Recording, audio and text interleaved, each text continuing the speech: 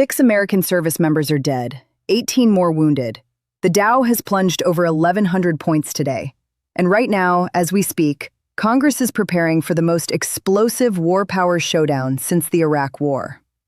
On February 28, 2026, the United States and Israel launched Operation Epic Fury, a joint military strike on Iran that killed Supreme Leader Ayatollah Ali Khamenei, destroyed military infrastructure across the country, and triggered retaliatory attacks on Israel, Kuwait, Qatar, and the United Arab Emirates, all without a single vote from the United States Congress. Gas prices jumped 11 cents overnight, according to AAA, the largest single-day spike since 2022, crossing $3 a gallon for the first time this year. But here's the question no one in Washington is answering right now. If President Trump declared in June 2025 that he had, in his own words, totally obliterated Iran's nuclear program in Operation Midnight Hammer, then why is the United States fighting an entirely new war in Iran 8 months later? That question is tearing apart both parties, fracturing the MAGA coalition from the inside, and what Congress does this week could redefine the limits of presidential war power for a generation. Here's what they're not telling you. This crisis did not begin on February 28th. In June 2025, the United States launched Operation Midnight Hammer, striking Iran's nuclear facilities at Fordo, Natanz, and Isfahan. President Trump declared the mission complete and the nuclear program destroyed. A Senate War Powers resolution, led by Senator Tim Kaine of Virginia, failed that summer, largely along party lines, with Senator Rand Paul of Kentucky being the only Republican to vote with Democrats. The administration's argument then was clear and specific. The threat has been eliminated. The operation is over.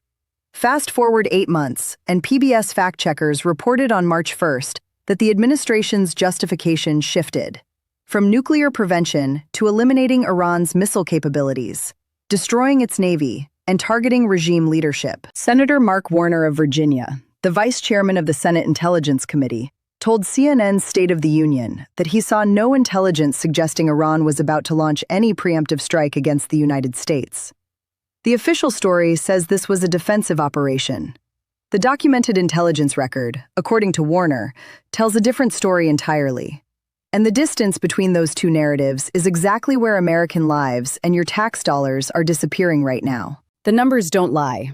A Reuters Ipsos poll released March 1st found that only 27% of Americans support the strikes, just 1 in 4. A CNN SSRS poll conducted February 28th through March 1st puts overall disapproval at 59%, with strong disapproval roughly doubling strong approval. President Trump's approval rating, according to that same Reuters Ipsos survey, has dipped to 39%, down a point from the prior week. An Emerson College poll from late February already showed 55% of Americans disapproving of his job performance before the strikes even began. On the ground, the Iranian Red Crescent Society reported 555 people killed in Iran in the opening days. 6 U.S. service members are confirmed dead, 18 seriously wounded, according to U.S. Central Command as of Monday. And today, right now, the Dow Jones Industrial Average has dropped over 1,100 points. The S&P 500 is down more than 2%, and oil surged past $79 a barrel as the Strait of Hormuz, which carries 1/5 of the world's oil supply, saw traffic drop by 80%, according to maritime intelligence firm Windward. These are not abstract figures on a screen. They translate directly into the price you pay to fill your tank and feed your family.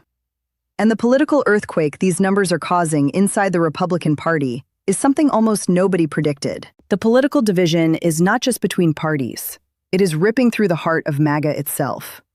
Representative Thomas Massie, a Kentucky Republican, wrote on social media, "I am opposed to this war. This is not America first." Representative Warren Davidson of Ohio, also a Republican, was asked directly if he backs the strikes. His response? No. Senator Rand Paul of Kentucky said, "My oath of office is to the Constitution, so with studied care, I must oppose another presidential war." Tucker Carlson, one of the most influential voices in conservative media, told ABC News the strikes were, in his words, absolutely disgusting and evil.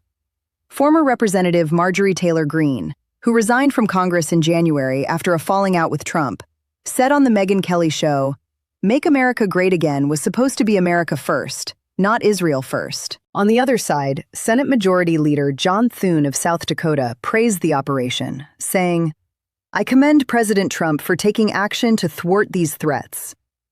Senator John Fetterman of Pennsylvania, a Democrat, broke from his party entirely, writing, "President Trump has been willing to do what's right and necessary to produce real peace in the region." And then there is Senator Josh Hawley of Missouri, a Republican who initially supported restraining presidential war powers during the Venezuela operation in January, but now says he will oppose the Iran war powers resolution. The timing of this cannot be ignored. What changed between January and March for Hawley? And what changed between June 2025 and February 2026 for the entire administration? Those are the questions that refuse to go away. And this is where it gets personal. In the most immediate sense, you are already paying for this war at the gas pump. Reuters reported Monday that average retail gasoline crossed $3 a gallon. By Tuesday morning, GasBuddy put the national average at $3.09, an 11-cent overnight jump, the steepest daily increase since 2022. Petroleum analyst Patrick DeHaan projected prices could reach $3.15 to $3.25 within weeks if disruptions in the Strait of Hormuz continue. And they are continuing.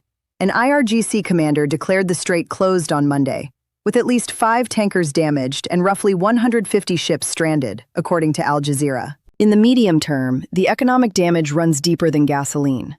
CNBC reported that the ISM Manufacturing Prices Index for February showed over 70% of managers reporting higher wholesale costs, an 11-point jump from January. The January Producer Price Index, excluding food and energy, rose 0.8%, pushing the 12-month rate to 3.6%, well above the Federal Reserve's 2% target. Economists at Oxford Economics, Macquarie Group, and Swissquote have all flagged stagflation risks, the toxic combination of rising prices and slowing growth, within the last 48 hours. For the long term, here's what the documented projections tell us. CNBC cited estimates that a sustained $10 increase in oil prices could add 0.2 percentage points to inflation and drag economic growth down by 0.1 points. Markets are now pricing in the likelihood that the Federal Reserve will hold interest rates steady not just through March, but potentially into summer. That means your mortgage rate, your car loan, your credit card debt, all of it stays more expensive, longer. And the question the administration has still not answered, why this second war was necessary when the first operation was declared a total success, is the same question that will determine whether this economic pain was justified or avoidable. Let that sink in for a moment. Now here is where we resolve the question that has been hanging over this entire story. Why did the administration launch a second operation against Iran after declaring the first one a definitive success? The documented record offers 3 possible explanations, and each one is grounded in sourced reporting, not speculation. First, the June 2025 strikes may not have achieved what was claimed. PBS fact-checkers noted that Trump himself acknowledged in his February 28 speech that Iran's missile capabilities and navy still posed threats, capabilities that would not exist if the nuclear and military apparatus had been, in his word, obliterated. This suggests the initial operation was more limited in scope than the administration publicly stated. Second, the objectives appear to have expanded well beyond nuclear prevention. Senate Armed Services Committee Chairman Roger Wicker of Mississippi has openly called for regime change as the ultimate goal. Secretary of State Marco Rubio told reporters Monday night, "We knew that there was going to be an Israeli action. We knew that that would precipitate an attack against American forces." Conservative commentator Matt Walsh responded that Rubio's statement was the worst possible thing he could have said, because it implied the United States entered the conflict not because of an imminent threat, but because Israel's planned operation would trigger retaliation against American troops already deployed in the region. Third, Iranian retaliation may have created an escalatory cycle that narrowed Trump's options. Iran launched retaliatory strikes against Israel and 8 other countries, including hitting U.S. forces in Kuwait, killing 6 and wounding 18. Vice President J.D. Vance had said there was no chance of a prolonged war. Trump himself told the Daily Mail the plan was a 4-week process. The Brennan Center for Justice published analysis on March 1st, calling the entire operation unconstitutional. Each of these explanations is documented. None has been confirmed by the White House as the definitive reason. The answer to what changed between June and February belongs to the American public, and it is precisely the question that both chambers of Congress are supposed to be answering this week. This is documented. This is not opinion. The United States is currently engaged in a military operation launched without congressional authorization, opposed by 59% of Americans in CNN polling, responsible for 6 American deaths and climbing, driving an 11-cent overnight spike in gas prices, and triggering the largest Dow sell-off in months. Both the House and the Senate are set to vote on bipartisan war powers resolutions this week, the Massie resolution in the House and the Kane resolution in the Senate, to force the president to seek congressional authorization or withdraw forces. Bloomberg reports that Congress is unlikely to override a presidential veto, but the vote forces every single lawmaker onto the record. Thousands of Americans took to the streets this weekend, from Washington, D.C. to Los Angeles, in both anti-war protests and pro-strike demonstrations, exposing a public as divided as its government. So ask yourself, when exactly did the American people consent to a second war with Iran? Here is the debate that matters, and it has no easy answer.